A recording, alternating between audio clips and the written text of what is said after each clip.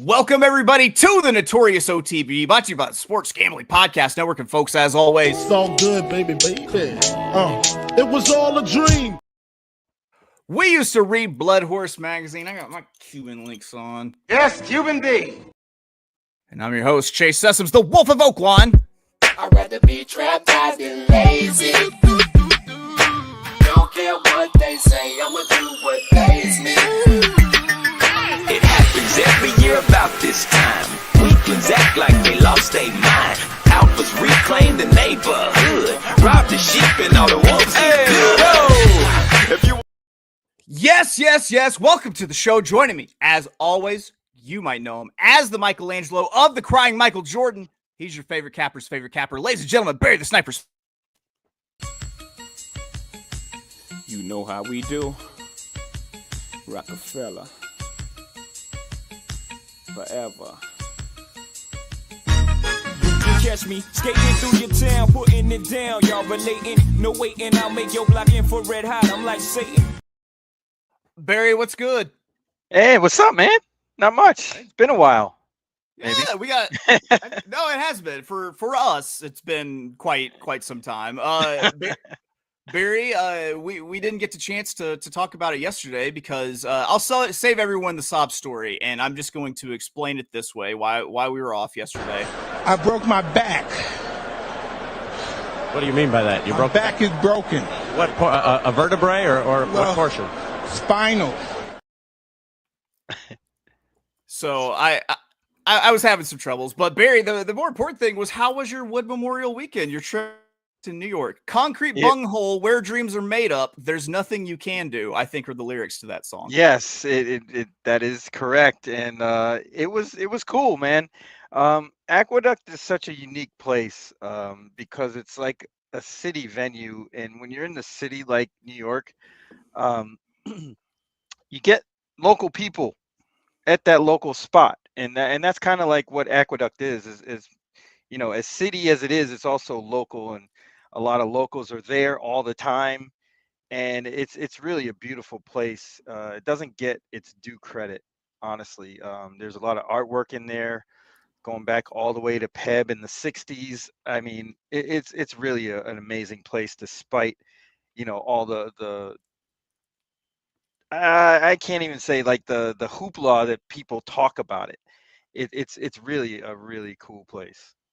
It's I saw your Instagram post, and I was actually very shocked at how cool Aqueduct looked, because like you said, like, you know, you get the track feed, you get to see kind of like the winter circle, just the outside, yeah, concrete paddock, all that stuff. So, you know, it was pretty cool. Also, I would like a comprehensive list of everyone you touched middles with, you know. Man, dude, there was so many people. It was great, though. Not to mention that Kendrick got his 4,000th win.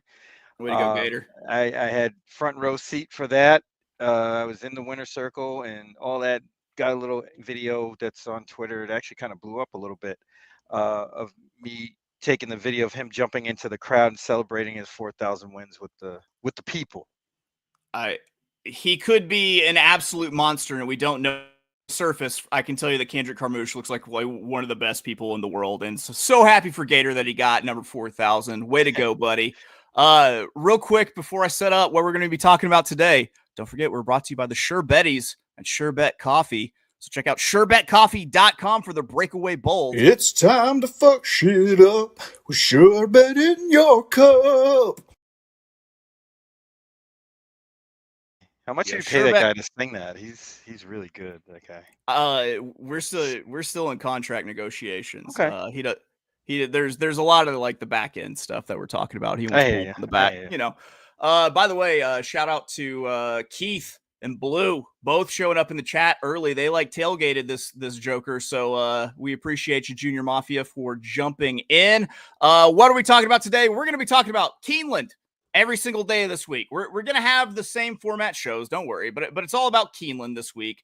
So with that in mind, it's our Tuesday long shot show. Barry and I have scoured today's Keeneland card to find our best plays on the card at the longest odds, and we're talking today, Keeneland, 8th of April, year of our Lord 2025. Post time for the card, 1 p.m. Eastern, 12 p.m. God's time, 10 a.m. Pacific time, out on the Pacific Coast. And Barry, we actually had our long shot plays come from the exact same race. So I'm going to let you lead it off. It's the 7 furlong, $350,000 Commonwealth Stakes, a grade 3 on the dirt. Barry, what was your play for the Commonwealth? Yeah, this is a great betting race, I thought. It's got a little bit of everything, a little bit of speed, some closers, and I don't think it will chalk out. And that's really why I kind of chose this race. But I ended up on number 5, Nutella Fella. And here's why. I kind of want to believe, obviously this will never be confirmed exactly, but Nutella Fella was one of the better horses stabled at Tampa Bay Downs this winter. I saw this horse run both times, January 11th and February 8th. And clearly the horse needed a race on January 11th, but ran his race. And I guess that was the more encouraging thing, because he came back in the Pelican and literally almost gave that race away, was kind of all over the track, but ended up getting up, beat Caramel Chip, who's in this race. And I think that race was a lot better than the Beyer speed figure actually suggests.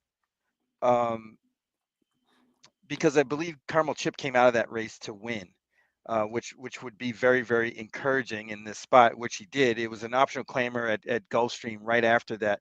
This horse won and then ends up in this spot. But I think the race also sets up for Nutella Fella. There's a lot of speed. I think Best Actor is going to be forced into it quickly. Montesino, who is really fast but doesn't have the stakes experience as everybody else, should be up there. Epic Ride would be another one that I think might get into the pace. Hear Me Song has to be up close. Extra Anejo, what you talking about? So there's going to be some horses lining up, and Nutella Fella likes to sit off of the speed and kind of make one run and fly by everybody. The class this horse has been keeping has been great. He beat Timberlake in 2023, beat Linzer, Fulmineo on debut. I think everything lines up, and at 12-1, I think this might be a good bet today. Nutella Fella. I'll tell you, I want to say Nutella Fella was actually a horse that I was considering. I'm with you. I see this pace as being pretty contentious early. But I've got a different long shot pick, which I will share with you once I get a word in from our good friends, the people who put us in. We're rocking Precious Sables. We keep that Chilla on the rack because we've partnered up with the new premier horse racing ADW, Iron Bets. While most ADWs are shuttering their rewards programs, Iron Bets is going strong because they're the ADW built by horse players for horse players. Sign up and get a deposit match up to $300 plus take advantage of Iron Bets daily promos. It's Trifecta Tuesday. As always, I'll have a Trifecta Tuesday video on Twitter, so always good to follow the show Twitter at Notorious_OTB. Watch and wager on the best racing action at Iron Bets. Download the Iron Bets app and use promo code NOTB so they know that we sent you. That's Iron Bets in your app store, promo code NOTB. And don't forget to give the app a 5-star review in the App Store. All right, so Barry, as I mentioned, my long shot also comes out of the 7 furlong Commonwealth. I decided to throw one way down the field based off of what I saw yesterday's results, the pace setup, and a little bit of dreaming big. In fact, I didn't just throw one downfield. I tied one to a rocket.